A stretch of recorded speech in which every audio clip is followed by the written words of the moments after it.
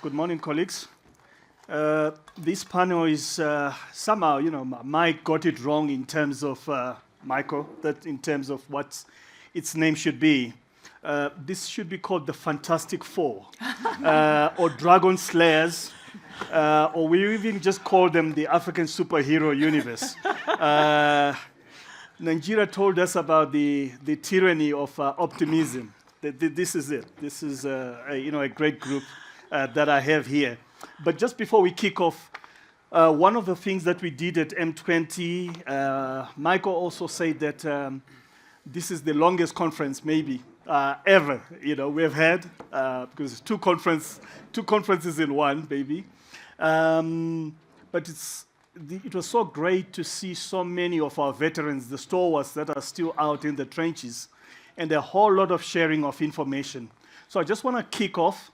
Because Michael has not paid me and he brought me in at the last minute, I can actually do my public service announcement of some of the projects I'm associated with and that I'm really proud of. As you see on the screen, we have got the African Investigative Journalism Conference coming up at the University of Witwatersrand, 5th and the 7th of November. Largest gathering of journalists on the continent, over 350 or so from 35 to 40 countries will be convening in Johannesburg. Please do check it out and register and come through. Then we also have some fantastic resources, a course that is sponsored by the NMT Media Foundation. The director is Zoe. She's Zoe, if you can wave on that. Brilliant course that also has been designed by Professor Guy Berger, who is here. So he will have some flyers and tell you more about that course. It's a brilliant course that does cover a lot around some of the issues that we are covering.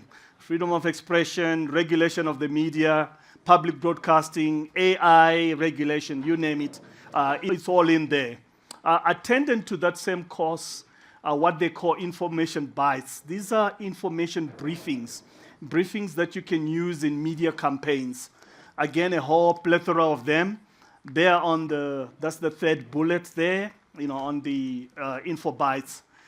Then finally, relevant to some of the discussions that we have had, the International Media Support Organization launched a report last year called Where's the Money?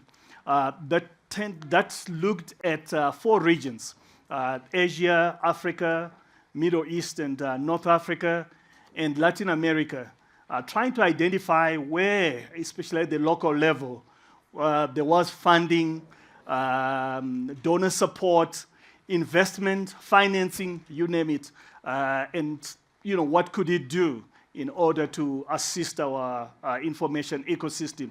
That report, please do find it on their site. I've got my one copy. You can't take it, but it's a good resource.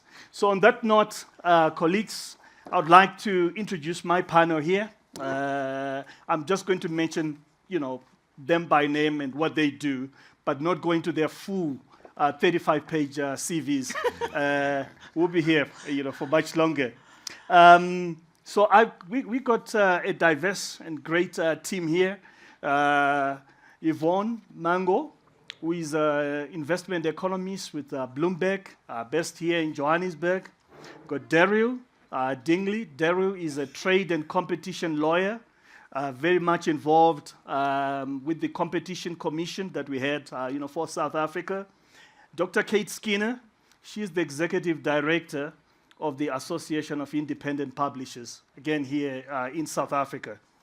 James Smart is the managing editor, broadcast and new media at Nation Media Group in Kenya. Now, Nation Media Group, for those that do not know, from outside Africa, is one of the largest media groups in Africa. They operate in 4 countries, but their reach is wider than that. Headquartered in Kenya, but with operations in Uganda, Tanzania, and Rwanda. And that NMG, as we call it, has got it's across, print, that means on publications, digital, television, radio on that. So welcome, James. Welcome, Kate. Welcome, Daryl. And Yvonne. Yvonne, we're going to just kick off with you. So, colleagues, for you to understand this panel and what we're going to try to do here, there are two levels to it. One is around policy.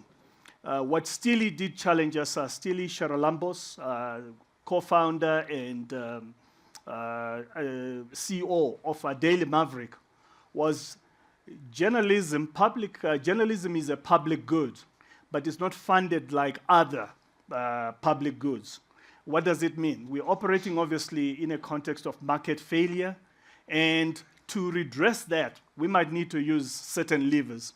The one lever is obviously philanthropic funding. The other is policy, and maybe also local investment around it. So we're going to look a little at policy, and then delve into media businesses themselves. So where NMG comes in is a particular kind of case. So we've got the external that we need to respond to, that we might not have much influence on, but we need to respond to. Then there are things that are under our control, which are the internal kind of issues within the media business itself. So we're going to just kick off with Yvonne and look at what is the economic cost of misinformation and disinformation. Okay, thank you, Chris, for that introduction. I look forward to going home and telling my kids this evening that I played a superhero today.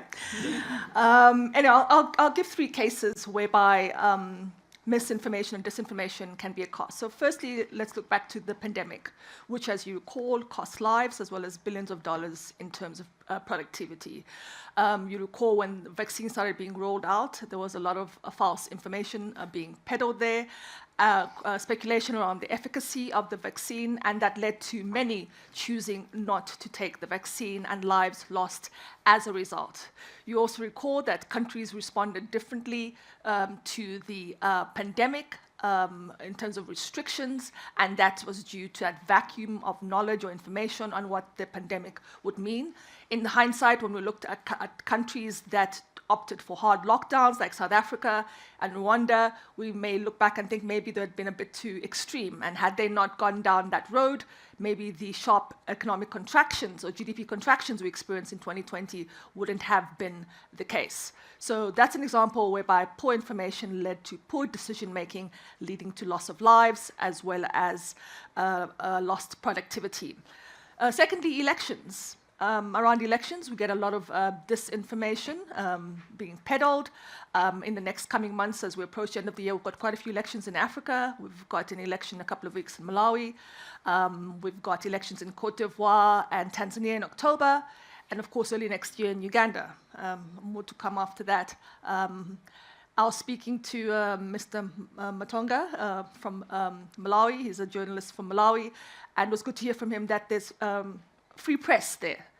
So we shouldn't be worrying too much about misinformation. But in cases where that is not the case, your concern in those particular countries is that the extreme case is that the misinformation fuels instability, it disrupts markets, and in countries such as those, the risk associated with those particular economies increases, raising your cost of borrowing. So it makes it more expensive for those particular countries to borrow on international capital markets, and the taxpayer has to pay for that.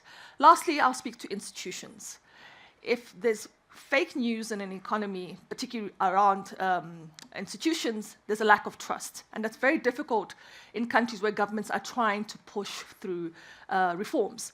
I remember years back, as an analyst when I was covering West Africa, there was a particular African country that was trying to roll out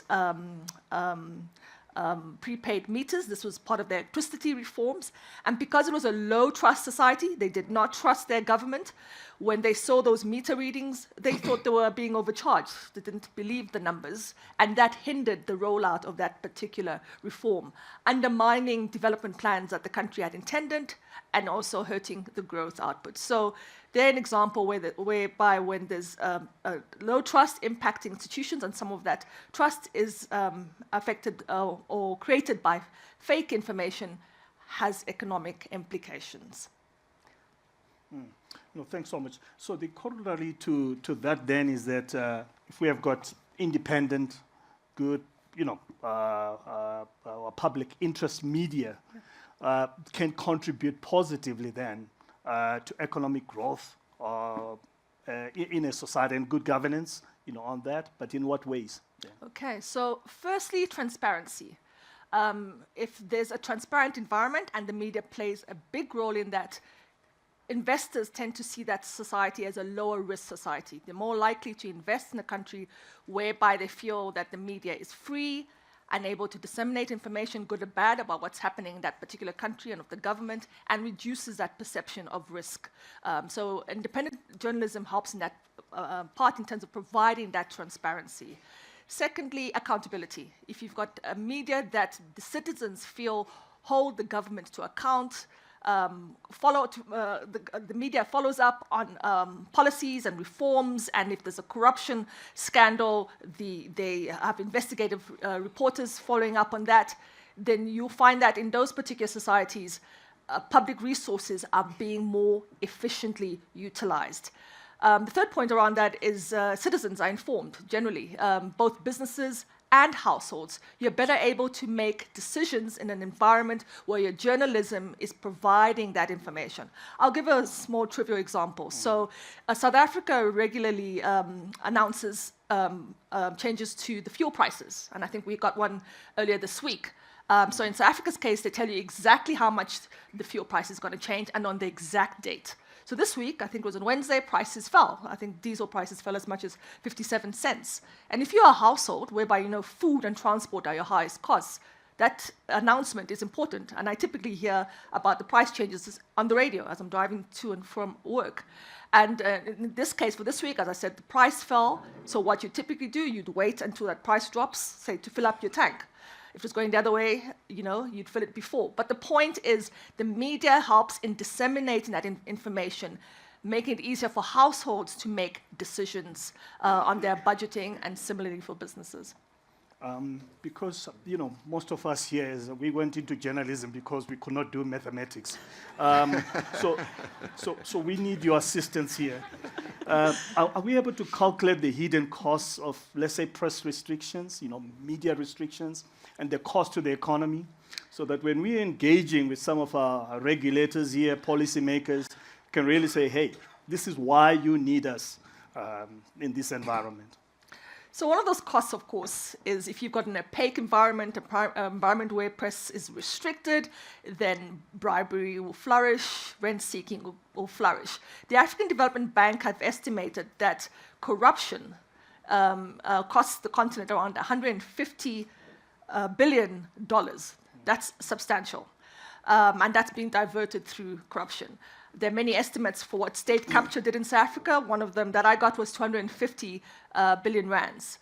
So it is enormous, the cost of not having a free media that's able, to follow up on what's happening in terms of corruption. Keep in mind that investors also use press freedom as a proxy for risk. For them, that's important. They feel that if there's press freedom, then there's information that is freely accessible to all. There's no asymmetric information, so it's safer for them to go into that country. I think Michael mentioned earlier that there were 4 countries that met that for Africa. I'd imagine there'll be a strong correlation of the amount of foreign direct investment that they get in those particular economies. So it is important whether you have press freedom or it's restrictive in terms of what you're receiving in investment. Thank you so much, Yvonne. I'd like to move to Daryl. Daryl, the Competition Commission for South Africa. Not that it is a great friend of the media as such, but looking at it from the lens of competition, unfair competition. Instituted this inquiry, the media and digital platforms, market inquiry. Just give us some brief background to that, and there's a provisional report that has come out, the provisional findings. Can you just give us some highlights to that, and then we get into our big media, the mainstream media, and the position that they took when they made their submissions to the commission. Great, thanks, Chris. Maybe just to start, because I'm in a room full of journalists, my comments are all my own.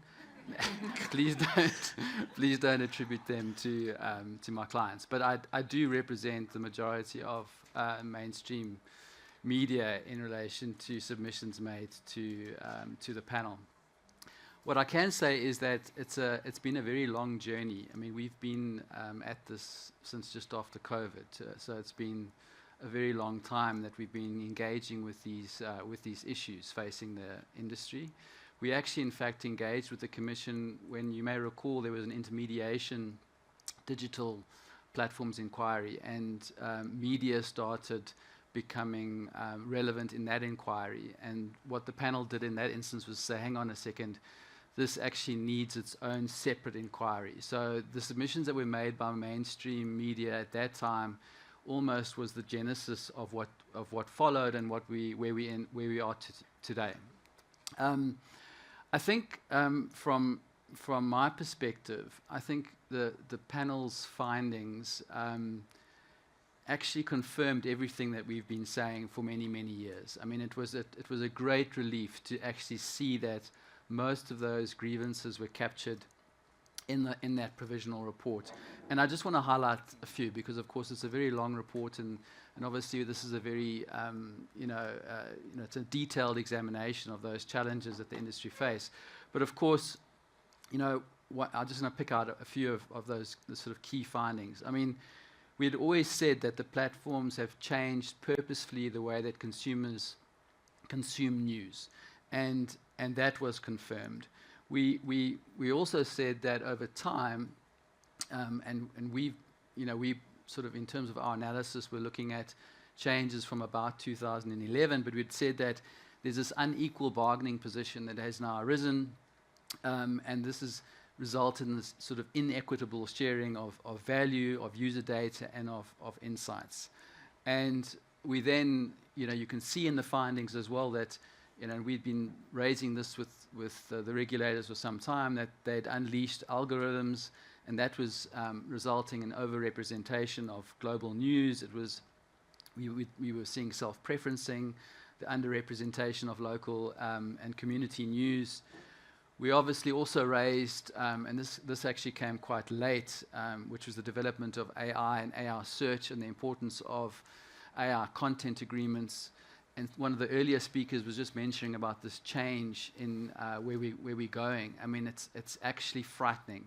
We're at a point in time where I think a lot of the findings in relation to search and the social platforms may become irrelevant when, for example, search is removed as an option, and we're in a world of AI searches only.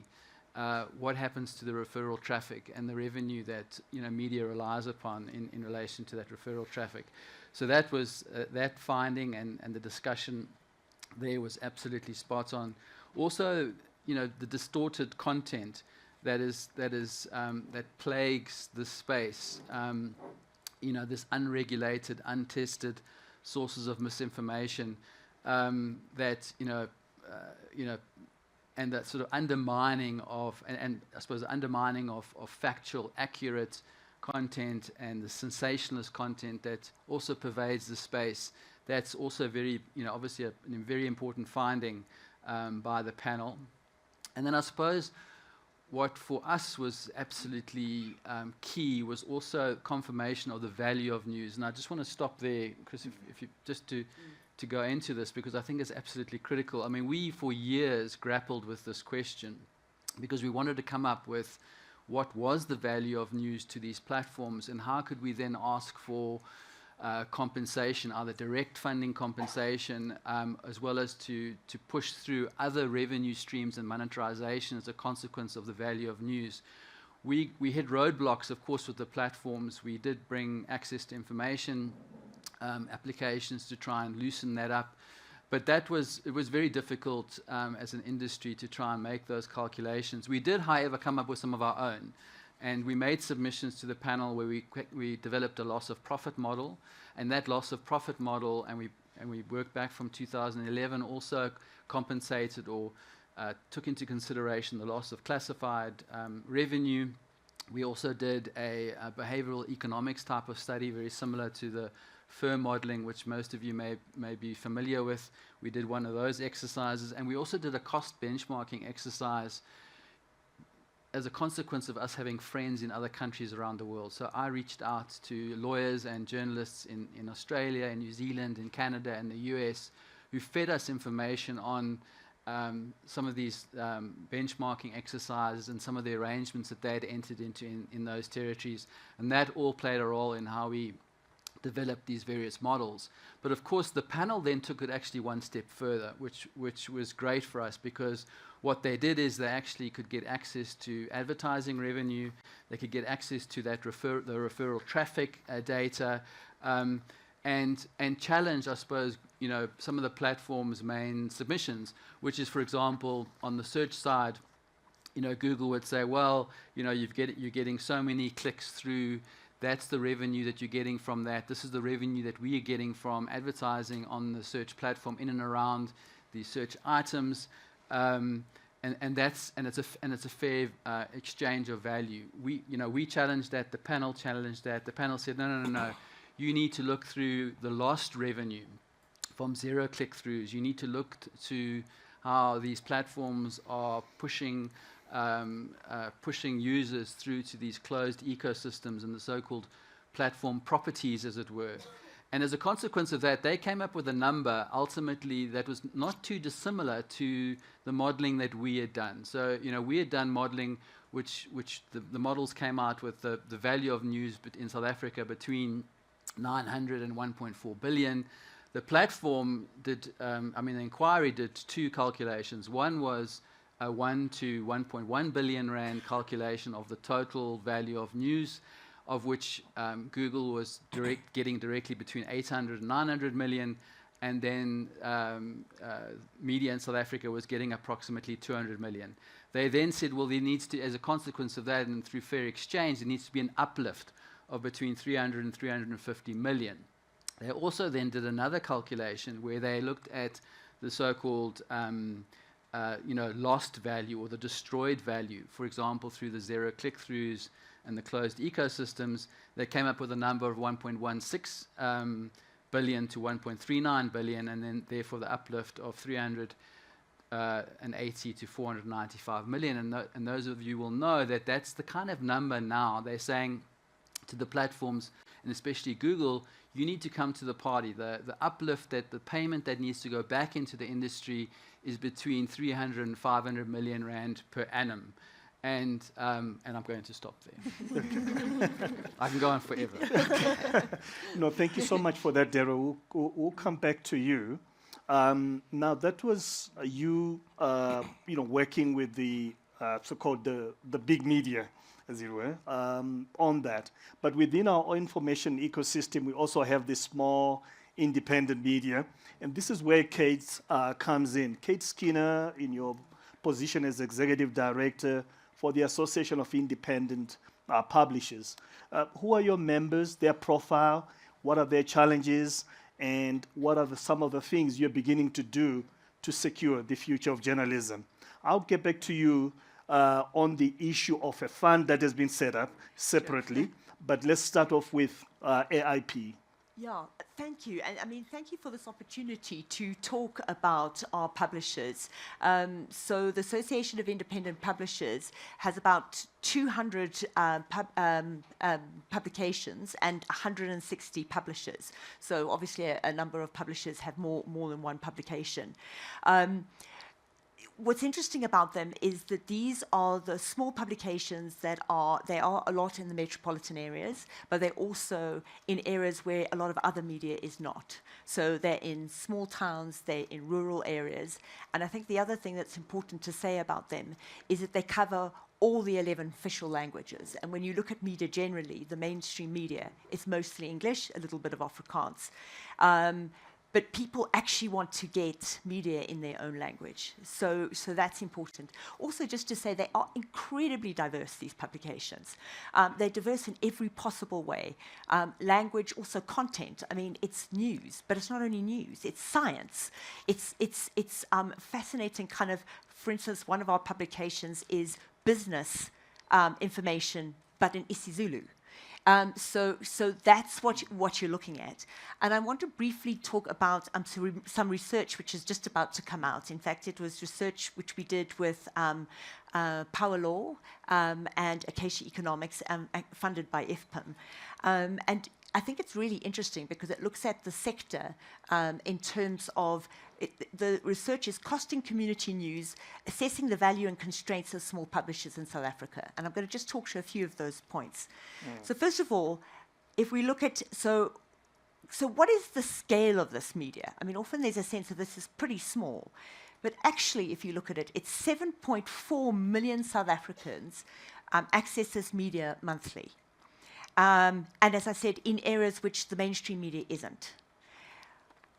But okay, so there's a lot of trust in this. It creates accountability, cohesion, civic participation, etc. But there's a huge crisis of sustainability here, and so there's 44% of the publishers earn, and this is a really shocking statistic. They earn under 100,000 rand. Now, just for our global audience, that is $5,600 annually. It's a tiny amount of money that they earn annually. And the sector as a whole runs at a loss, literally runs at a loss. More than half of the publishers are less profitable today than they were a decade ago. And so how does that work? I mean, if you're running at a loss.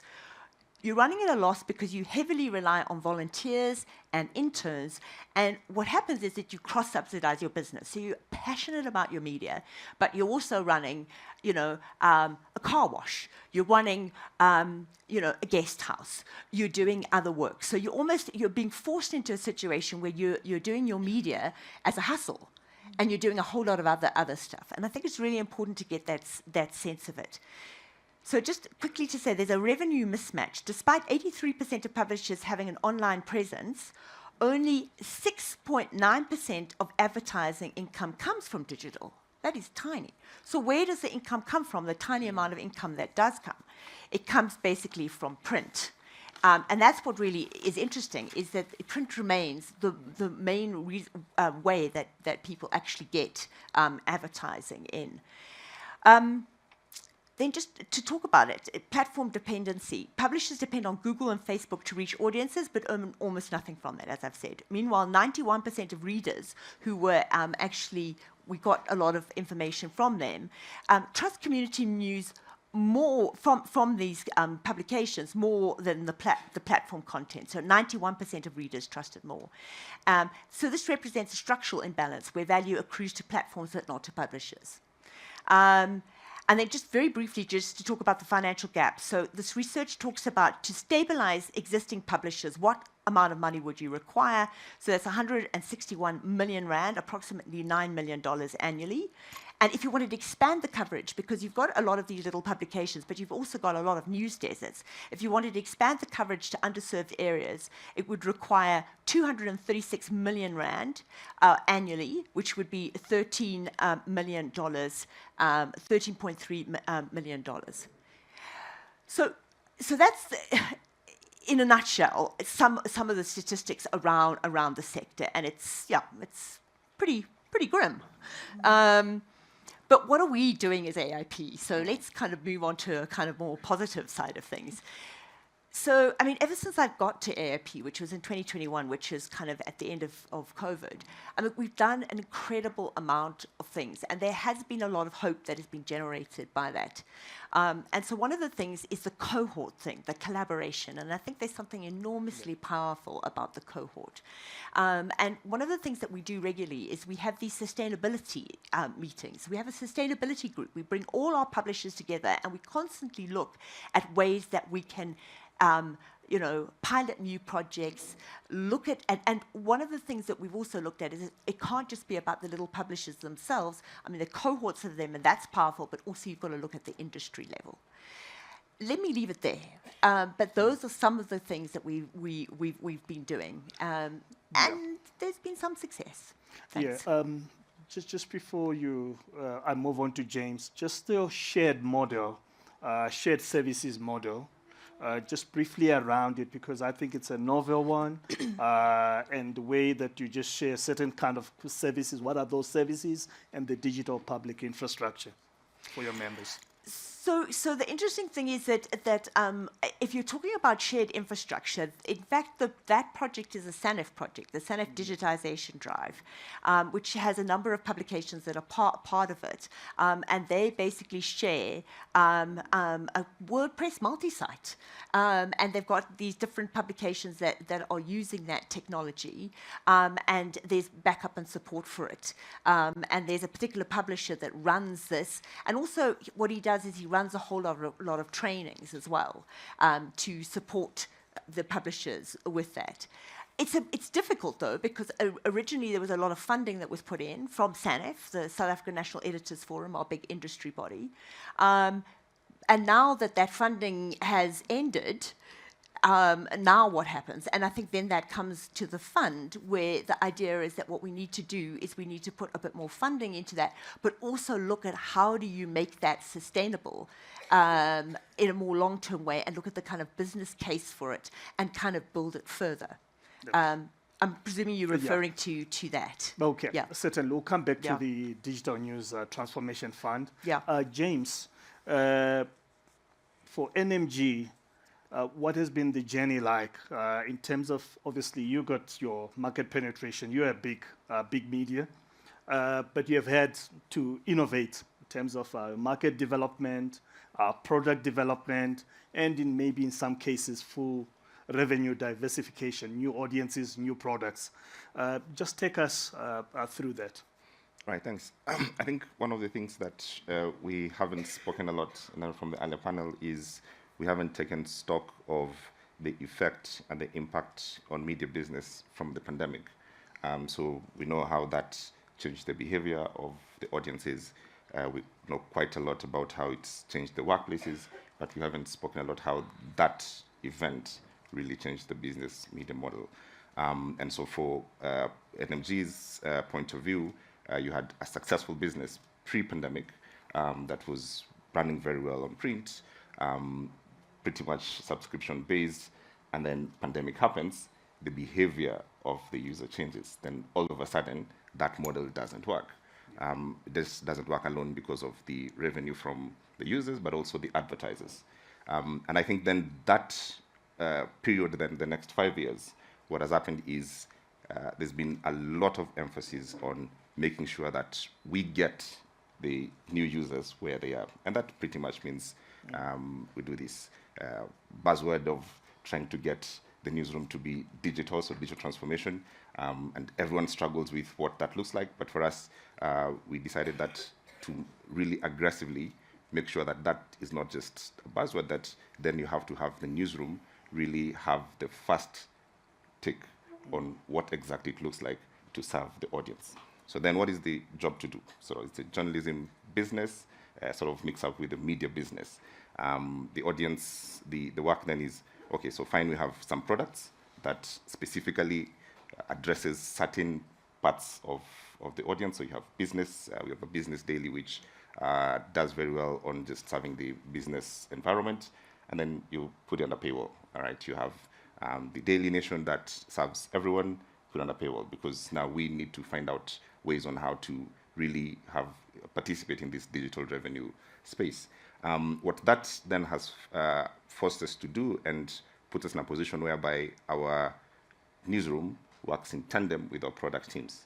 And the idea basically simply is you are interacting with a lot of data that tells you, well, the audience perhaps were interested in this story, but in the bigger scheme of things, what is the audience telling you that we want you for, all right? So what does the audience want our journalism for? And in the last 2 years, we have come very close to understand what the audience wants us for. The audience wants us for analysis. They tell us to stop running ahead of social media for try to break news. So we leave that for everyone else. And we're like, okay, we're almost shy when breaking news happens. We're like, yeah, that is not our space. Our space is to really tell people what that means, all right? We create different forms of what we want to do. We have podcasts, which really give us a interesting dynamic of what audiences want to hear from us. So the audience is, yes, interested in news, but they're telling us, well, we want to hear this story in a way that is a bit more nuanced than, well, this is the cause and effect, all right? And then podcast audio is perfect for that. And so we learn, things about that. The audience tells us, well, we just not want to read text. We want visual on situations that have happened. So we have OSINT reporters who then spent a lot of time trying to piece together all these dynamic things and say, bring this story as a visual investigation. And lastly, we have, in this sort of the protest that we had the last 2 years, obviously everyone is covering it, but one of the things that clicks for us is perhaps maybe we need to work with documentary makers who tell stories in a different way than what a typical journalist would do, and then put that together and then see what the product would be. And the product then, for us, the lesson was, while there's a lot of negative things happening at the same time, the in-depth reporting that a documentary maker brought, they brought a story into sort of full circle so that we just don't end up with an extremely negative situation. That is what we're dealing with, the protests, the deaths, and the killings, and those things. But the story is not just about that. The story is a bit more flavorful. And so in terms of storytelling and business revenue, the two have merged.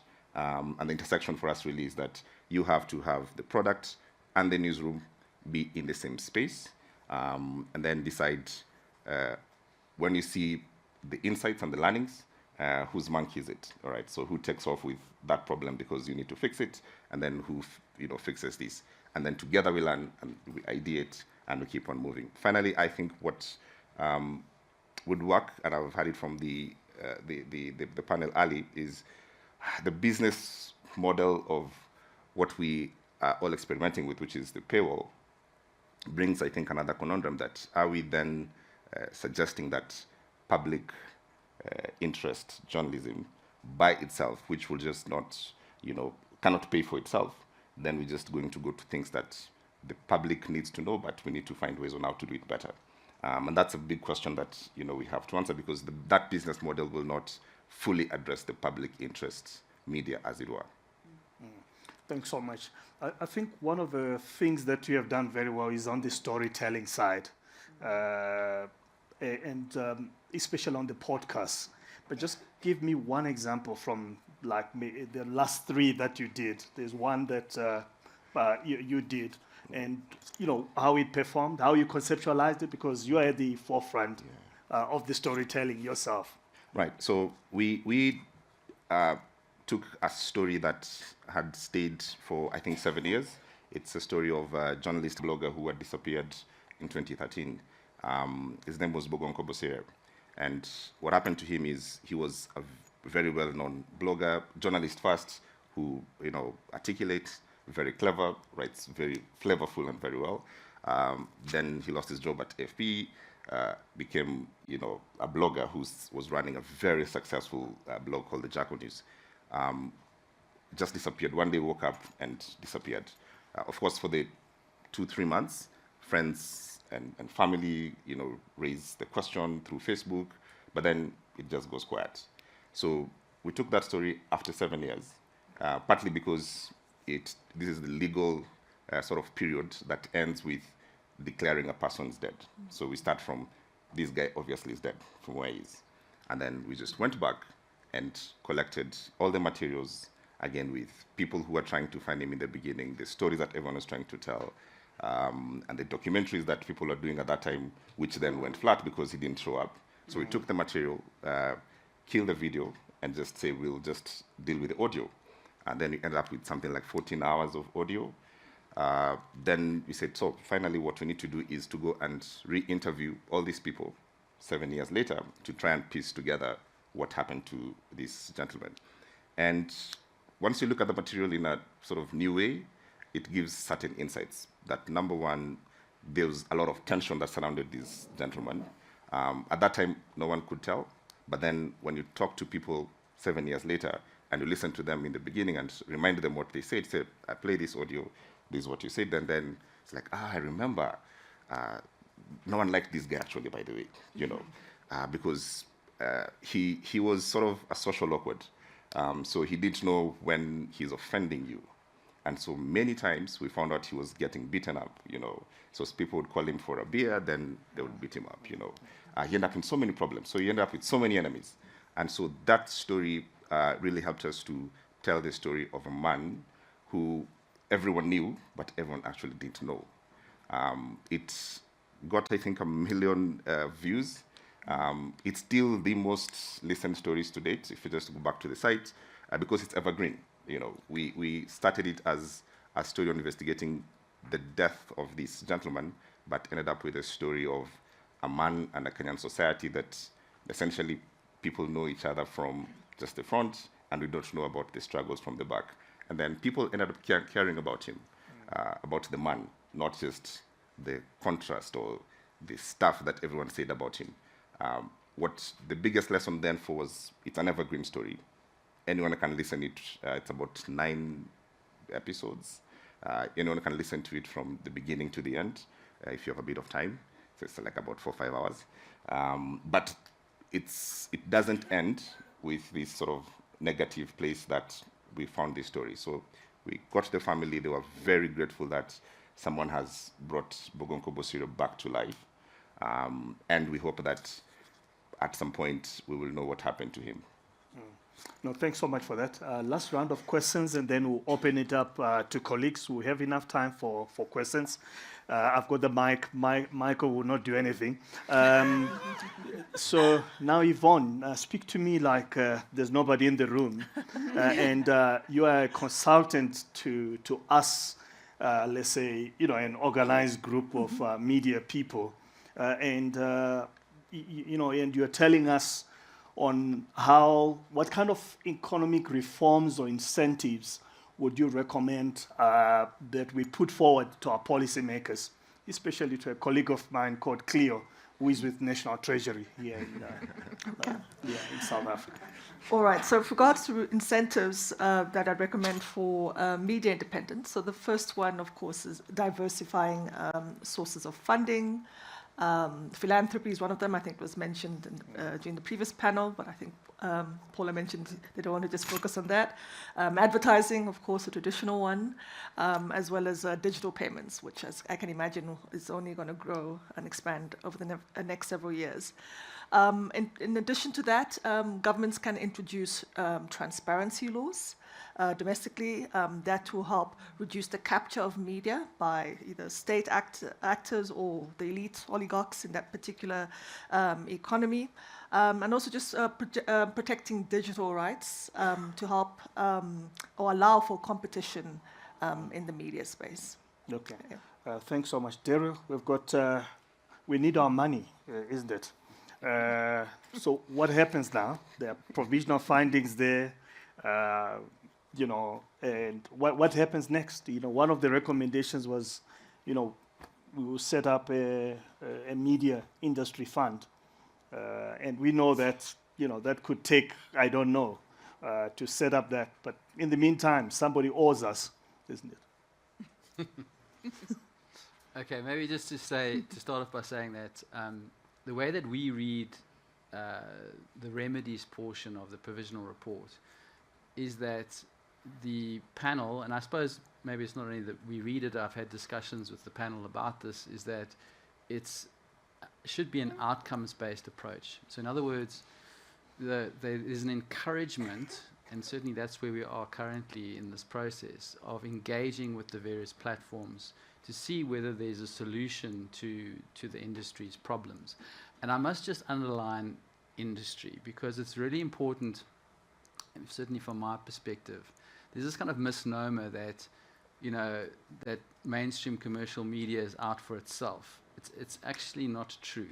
Okay, the mainstream media, along with small media, are all in this together. They're all facing the same forces. They're all facing the same financial problems, the same challenges. And, I can't emphasize this more. The industry needs to stick together, because if there are diverse views, we are not going to end up in the right place. There actually really does need to be alignment. But given that it's outcomes-based approach, I think that and you've got this sort of big stick of tariffs being imposed if they don't reach agreement. I think I think the industry at the moment in South Africa is in a good place. In a good place in the sense that, and without going into too much detail, there is a recognition from some platforms that there's opportunities for direct funding options, where there's still value exchange. So, and I'll give you an example. And Google News Showcase, for example, where news can be provided on panels. There can be value that's attached to that, and payment that's made to those publications that participate in that program. There's funding available for AI initiatives. There's funding perhaps through AI content agreements. There are new ways of generating greater revenue and greater access to user data. So there are adjustments to algorithms that can happen that can increase reach and change some of the self-preferencing.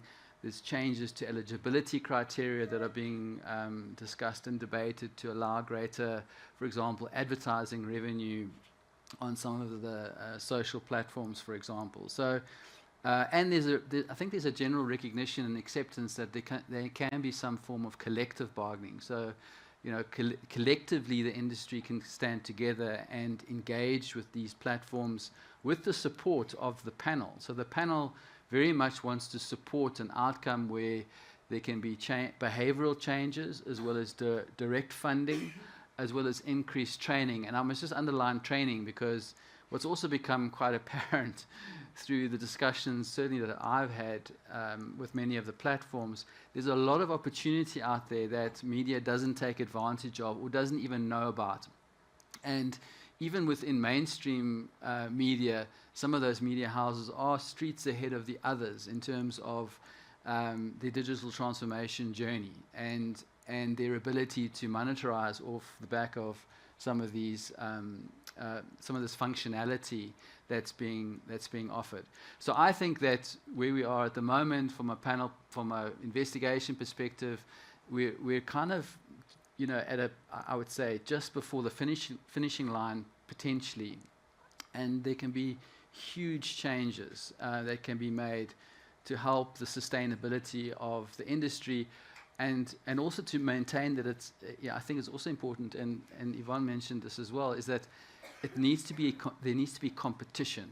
Okay, so we mustn't eliminate that element of competition between the media houses as well. I think that's really important, and I think some of these negotiated outcomes, these commercial arrangements that can be struck, will encourage that.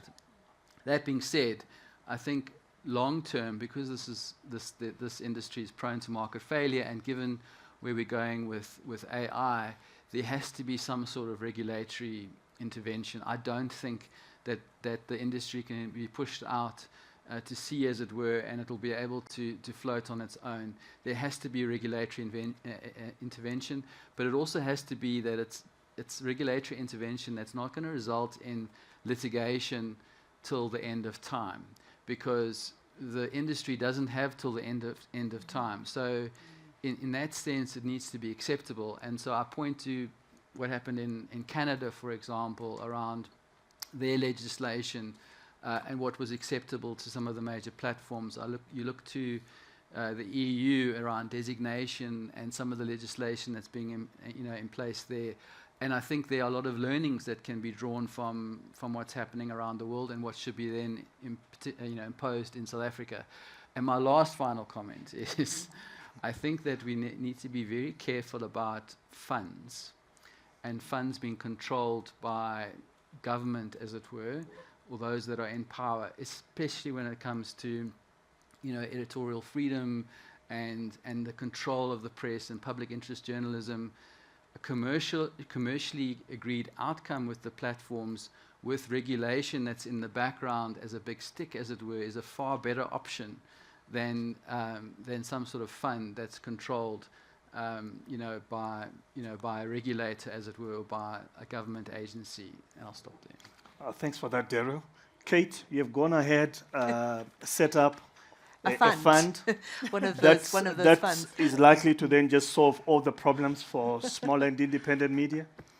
immediately, with immediate effect. Tell Wow. us a little bit about the Digital So- News Transformation Fund. Yeah, so I mean, I think it was very interesting because as the mainstream media was having these negotiations around the showcase deals, then simultaneously there were a whole lot of discussions around what would happen with the small media, and then this discussion around setting up a digital news transformation fund, and Google basically said, you know, the easiest way forward in terms of small media is to have a fund, and the idea was that AIP would work basically on the architecture of it, but this is not an AIP fund at all. This is a fund for small media. You absolutely don't have to be an AIP member. It is open to, and the thing which I think is important to say, you do have to be a member of the Press Council, which I think is really important because it means that you then adhere to an ethical code. So that is critical. The other thing which is interesting is just in terms of the governance of that fund. So just, you know, Daryl, what you're saying about like government. I mean, initially when we were talking about setting up the fund, there was a sense of, actually, we don't want to have government on the fund at all. I mean, you know, so we're just going to go ahead and we're going to put all the different industry representatives there and then some experts in tech and finance, etc. And then we came back to the fact that actually it might be a problem not to have government there. If you look at like the fact that there's 7 places on that board, it's probably a good idea to have one government rep there, because again, you don't want government working against you. It seemed that was a way forward, but certainly the original ideas were around not having a government rep there at all. So I think that was interesting. Also, it's quite confined. It's about sustainability and particularly around digitization. And it's interesting because sometimes people will say that, you know, that's a really tricky one. You know, you've got to digitize. And for our small players, it's incredibly difficult to digitize and make money. And so I think, you know, so this is a fund to test ground for new models, viability of local journalism, and then very briefly just to say that there are like 3 kind of areas. So there's basically the kind of build, which, you know, very little digitization, you know, and then it's grow, which would be like you've got some and you want to build a bit more, and engage when you're kind of quite advanced. So there's this kind of digital journey. And I think that what we're going to find is that you know, the digital journey will be about commercial models where it's possible, but where it's not, you're going to have to then also look at, you know, actually funding coming in. And we're going to have that fund as like only one option. And then you're going to also have to have government bringing in certain kind of regulations. Maybe let me leave it there. Yeah, thanks for that, Kate. You said you don't want governments working against you. But we have the Kenyan government working against the media. One of the things that it has used as its leverage is its advertising, you know, muscle, isn't it? What has it done, and how have you responded to that, James? Right, so this, I think, happened around 2013, 2014, when the previous government got into office, and one of the brilliant ideas they had then was, this advertising money belongs to the government. So that's the first misunderstanding, belong to the Kenyan people. Then the sort of couched as that the government then will decide where to put this money. And they locked it under some sort of fund and said, we'll put this in one media house that is friendly to us. So before then, what would happen is everyone would pitch. The commercial side of every business would go and pitch for business across ministries, parastatals, etc. Now they said, no, it will be under one place, and that one place will decide where, you know, which media house is friendly and interesting enough. So in the last, I think, 15 years, 10 or so years, it has changed from one media house to another, which were friendly to government. What has that done is for the rest of us to, you know, deal with, you know, with our own selves in that sense. But I think the most important thing is, which I think is the business decided then to say, is this is sort of like a lost income, all right? So it's of no use to, you know, keep on knocking on that door and talking to government or the political class that has decided to use it as a tool of control, because then what you do is you lose your independence, And they sort of have this carrot to say, well, next month we might consider if we'll give you business. And I think once we stopped thinking of that as a source of income, it helps us to sort of flex our muscles journalistically, if you like. One of the things that I think it's helped us to do a lot in the Kenyan media space is to really work for the people, because in the end, the people are the one who are going to pay us, right? And then we have to tell our story on exactly how what we do is important, just for not our survival, but for the survival of the entire society.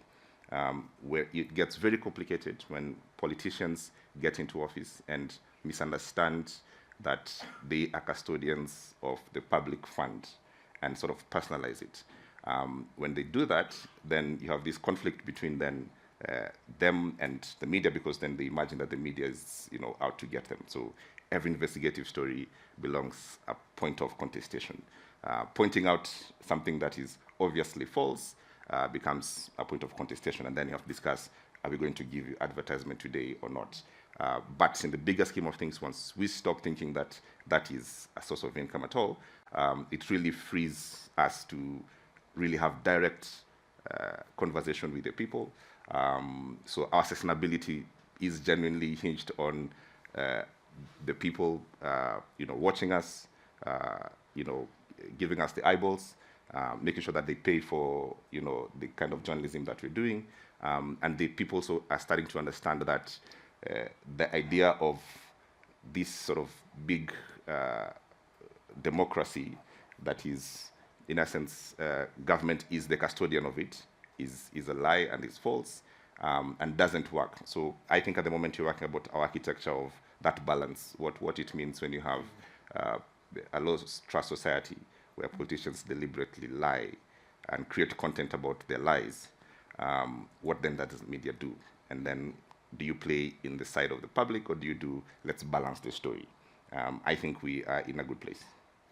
Thank you so much for that, James. And colleagues, we just want to open it up, colleagues, 3 questions that would have. Richard, is Richard there? Richard will always ask every panel. Just watch out, colleagues. Okay, Richard, Paula. And then I'm going to have, the 4 questions here, clear if you can be 4th, if you can be 3rd, okay? So we're just going to kick off here with Richard, Paula, Cleo, and then the gentleman at the back. Thank you for the opportunity. Just a very quick bit on background. I've been in the space for 5 decades. As editor, publisher, I did spend 15 years at Google as global head of news, both working on search and on product. I spent a ton of time around the world working on public policy. Eye-opening experience, to say the least. Tremendous experience.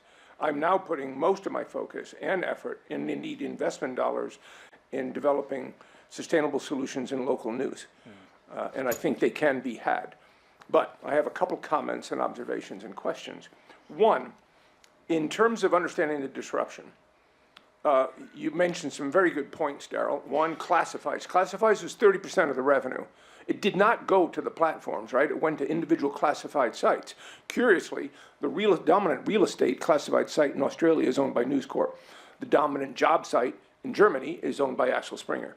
And obviously those local newspapers don't benefit from that anymore. If you look at department stores, which was the 2nd largest source of advertising, they basically disappeared in the world of e-commerce, right? Supermarket ads with coupons disappeared to loyalty programs. But the other key thing that happened with newspapers is because of the competitiveness of the internet, people weren't going to them for that kind of stuff. You don't go to a news organization for fashion advice, you go to influencers, and so on and so forth and so on. But I think it's really important to understand those dimensions when we analyze the nature of the market. I'll stop there on that. As far as getting money out of platforms, get all you can, right? But it will never be enough. And be very thoughtful and careful at how you distribute it and how you apply it. Because if you're not investing in a sustainable future, you won't have one. 3, the notion of the journalism community working together is a lovely dream, but it's nonsense. I'll be really blunt about it, and I'll actually quote Chris Roper. Like, so many of us believe in journalism as a public good, but there's so much of journalism that's not about the public good, but it's about political influence. And we know that in every country. You know that through your owners of big media companies here in South Africa. And you can go in every country. I won't name names, because when I have named names in the past, I got viciously attacked by them, right? Those who created the bargaining codes, by the way, weren't the small players, because they knew they could get some disproportionate benefit, even if it was theoretically done fairly based on size. So please keep that in mind. So let me get to the last point here. Canada, yes, was a disaster. So let's use that as an example. I mean a disaster in that the press are worse off in Canada. And yes, it was proposed by a hedge fund. Now, the only thing that was a reasonable saving grace out of that, because the negatives was Facebook said, we don't distribute news anymore, we won't play the game. Google settled, we invested $72 million a year for 5 years. And the one thing we insisted on was an appropriate manner of distribution. Against the tremendous pressure of the big hedge fund-owned media company, because their proposal for the distribution, you can imagine, was seriously disproportionately biased. They don't give a care about the diversity of the ecosystem. They don't give a care about emerging voices. And so that's my question on all of these public policy questions. And yes, I don't trust governments. 75 years ago, the U.S. government put my father-in-law in jail for his political beliefs. So in all of these environments, let's be very, very careful, because whether it's copyright or whatever, my question to you is, how do you do those things and not end up with disproportionate imbalances in the ecosystem, and how do we preserve the plurality and diversity that I think all of us here want? Thanks, Richard. Paula, find your people. Thank you. So I have 2 comments and questions. One for Daryl, just to comment on Google News Initiative, Google News Showcase from our experience in Brazil. I think there are issues there as well, because we're basically talking about Google giving out money to publishers with no transparent criteria, selection criteria to whom is selected to be part of that or not, with no impact when it comes to audience. So what we have is a transaction with where we don't have access to the criteria, and that could impact a lot a market that is concentrated as the Brazilian one. So there might be similarities here in South Africa. Therefore, I think that when it comes to a fund, if you're able to discuss governance before you establish the fund, you have maybe, it's going to be imperfect, but we have a greater chance of success other than leaving to a company to make this decision. And I would like to ask James about the podcast that you described.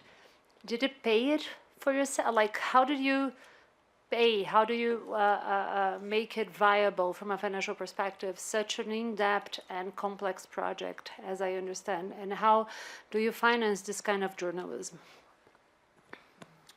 Thank you so much, Cleo. Thank you. Good afternoon, everyone. My name is Cleopatra Mosana. I'm the head of communications at National Treasury, 15 years of government communications. I think my question, firstly, is going to be commentary per se. The input that was made by Yvonne, I think in South Africa, the context is different. There is transparency in the media. So there's work in progress. I mean, there's no information that they don't get because there's PAIA. When it comes to Kate, I mean, you've raised quite an interesting thing. And I'm inspired by the keynote speaker when she said that dream different and imagine different. I do think I want to put it to you to say that from a lived experience, right? You need to think different and dream differently. You've got 7.5 million audiences access, and I think input was made here that you've got to work collaboratively. So the conversation has to start to say, SANEF has to change, right? SANEF must find a way within which it probably accommodates those that don't have the necessary resources. The world has evolved. Everybody wants inclusion, everybody wants diversity. If I were to choose community media, which I probably tried to give an opportunity last last week on the 29th. There was MDDA, there was GCIS, there was everyone. They didn't show up, right? And they didn't show up not because they did not want to show up. They don't have the adequate resources that can make them get the right information. From where I'm sitting, government is committed in working with media, but we've got to find each other. And in Paula's words, you've got to find your people. When you find your people, even if it's a small scale, you don't have to go big. Like the elephant, you bite it in small steps so that you get where you are. Because if I look comparatively, when there was COVID-19, I worked with telecoms. Your 7.5 million people, I got them in one day working with digital platforms, right? At no cost to me, it was benefiting to them. So we need to have a conversation, and I think one speaker said, let's align. We've got to have alignment. We've got to find a way to each other. And yes, the language, the more government hears you don't trust you, they probably won't come to the party. So you need to find the language. In what Paula also was saying, be opportunistic in a good way. Thanks. Thank you. Final question. Yeah. Please do identify yourself. And thank you very much, sir, for the opportunity. My name is Professor Thompson Jengeta. I'm a professor of international law and artificial intelligence technologies. I often, however, identify myself as a villager from Zimbabwe. I do have two questions. The first question relates, I think, to the rest of the panelists in terms of effectiveness of a regulatory response in the African digital economy. I think it's common cause that the platforms, the infrastructure that dominates this digital economy is often imported. It's not really developed on the African continent if we're talking of platforms. How effective are they ways by which we can have an effective regulatory response to something that we don't control? That would be the first question. Can we actually do this when actually you're dealing with platforms which are not of your own making, which comes with already laid down conditions for you to be able to use them? My second question, which is more of a comment, relates to, I think, both to what the question of whether to include the government or not to include them. And I think Michael touched on this some point when I was talking about self-regulation in the earlier panel. I would start this question by clearly saying that generally there is common cause that we can agree that no one likes government unless you are in it. That's a common position. But I would want, from an international law standpoint, to say I don't think we have much of a choice of whether when you say can you exclude or include government, because in terms of the law, the primary obligation, for example, to protect human rights, because these technologies they have implications on the lives of human beings. The primary obligation rests with the state and the government. So you cannot be able to exclude them, unfortunately. For me, the question becomes to say, how do you work together with government or the authority that may be to have an effective outcome for everybody who is involved? That would be my comment. Thank you. Okay, thank you so much. The way we're just going to run it, which will also be our final kind of comments, because we ran out of time. Michael is pointing at me. I'll never be invited again. But I'm a student here, so he can't get rid of me. So Yvonne, it was just more at a policy level, your experiences working with African governments and also maybe the continental free trade area. Is there a possibility that Africa can get its act right around policy and governance? Daryl, you just take away a few things. Kate, and then James, and we wrap up. Thank you. Well, the continent is heterogeneous. We've got several countries, so progress in some and others regressing. But I guess what we'd like to see on the policy front, particularly in support of independent journalism, ensuring that it remains sustainable, is tax incentives to support media startups as well as digital innovation, public-private partnerships for investigative reporting funds. So this is government actors getting together, foundations, philanthropists, and non-profits. And thirdly, regional frameworks to encourage cross-border investment in media, as well as protecting digital press freedom. Thank you so much. Daryl? Yeah, thanks. So Richard, just a couple of comments on the points that you made. So I think the first one is just to say that yes, I absolutely agree with you. Classifieds, we discounted that, so we actually carved that out because there was recognition that classifieds and the loss of that classifieds revenue was not as a consequence of activities of the platforms in question. So, and I think that was an important recognition on behalf of us in terms of making those calculations. I think in relation to collaboration between mainstream media in South Africa, I think that there is a recognition of the necessity to put money where there's need. So, for example, certainly amongst my clients, there's a recognition that there would be, if they earn revenue from, let's say, from a showcase model, for example, they may utilize some of that to give to the smaller guys, to give them an uplift. Okay, so there's an uplift agreement as between themselves to help the smaller guys.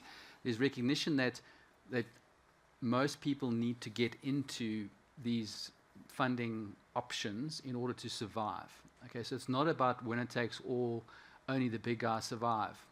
Certainly my experience in the 5 years that I've done here is that they want to bring, a little bit like the Marines, don't leave anyone behind. It's really about bringing everyone along, even the small guys. There's been submissions made on the ARP and the Transformation Fund, and the ability of smaller guys to then also move from that into additional revenue streams that may become available as they grow, which encourages competition.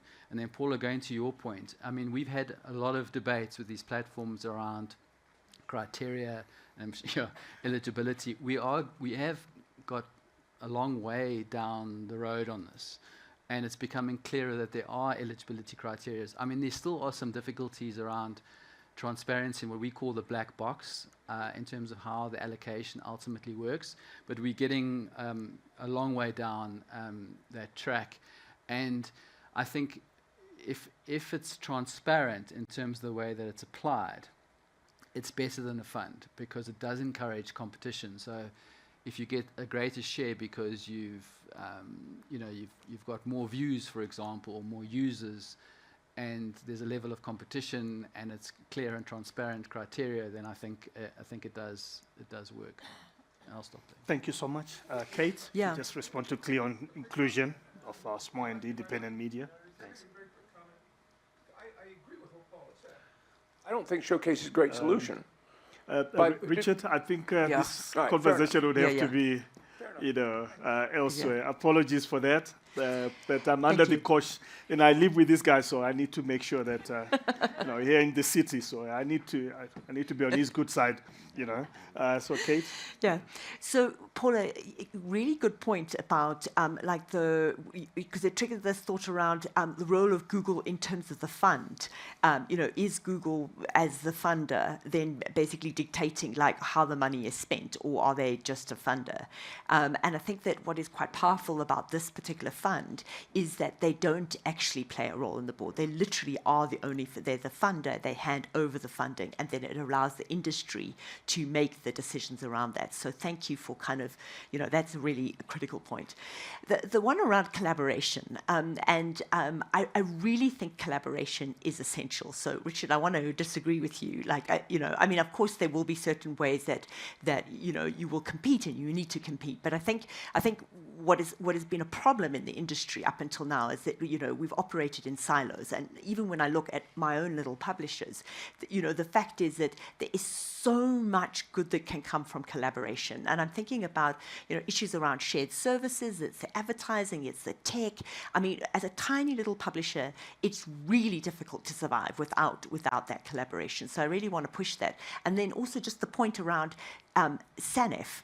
I mean, so AIP, we as the small players encourage all our members to also be members of the bigger body of the South African National Editors Forum, because we believe it's really important to have a sense of that pathway that you're going to be going in. And also there's a huge amount of support that SANEF can give our publishers as well. So there's support at all these different levels. And then Cleo, just your point on government, you're quite right. There is a lot of space to work collaboratively with government. And in fact, as I said, when we finally took the decision around the fact that we would have a government representative on the fund, there was a sense of, actually, there's something really useful here because, in fact, again, I mean, the MDDA, the Media Development and Diversity Agency, which works with small players, I mean, they do a lot of training, they do a lot of work, they do a lot of industry-level work, they do a lot of policy work, and for us not to work with them and work closely with them doesn't make sense. So, yeah, thanks for that. Thanks so much. James, did you make any money?